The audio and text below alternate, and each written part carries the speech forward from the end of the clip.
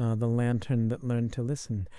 At the very end of Willow Lane stood a small blue house with a crooked chimney and a garden full of whispering flowers.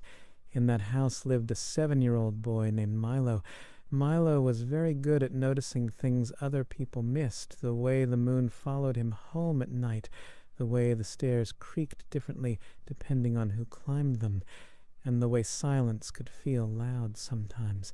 Milo didn't talk much, not because he didn't have things to say. His head was full of ideas and stories, but because the right moment never seemed to arrive. At school, other kids spoke faster. At home, grown-ups were busy, so Milo listened instead. He listened to the wind brushing the windows, to the house settling at night, and especially to the soft tick-tock sound that came from the attic above his bedroom every evening. One night, just as Milo was drifting toward sleep, the ticking stopped, then blink. A warm golden light shone faintly through the ceiling. Milo sat up, heart thumping. He climbed out of bed, pulled down the attic ladder, and quietly climbed up. When he opened the attic door, he gasped. In the center of the dusty room sat an old brass lantern glowing like a captured sunset. "I didn't know you were here," Milo whispered. "I usually am," said a gentle voice.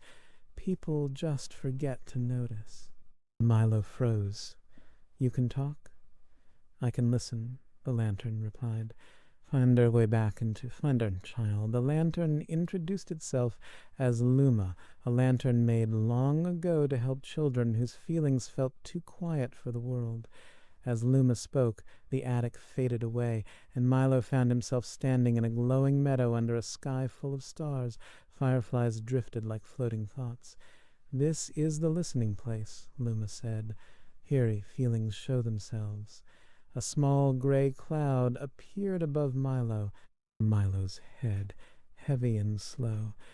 "That's how it feels when you think no one hears you," Luma explained. Milo nodded. He felt it all the time. "You listen to yourself," Luma said softly. Milo closed his eyes and thought about the words he never said, the stories he held inside, the moments he wished would slow down. The gray cloud slowly changed, first blue, then soft yellow, until it floated away. Before Milo could smile, the meadow shimmered again.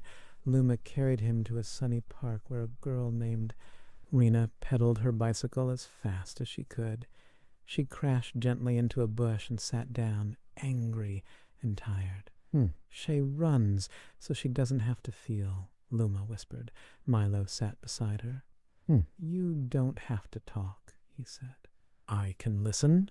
Rena stared at him, then whispered, "I miss my old house."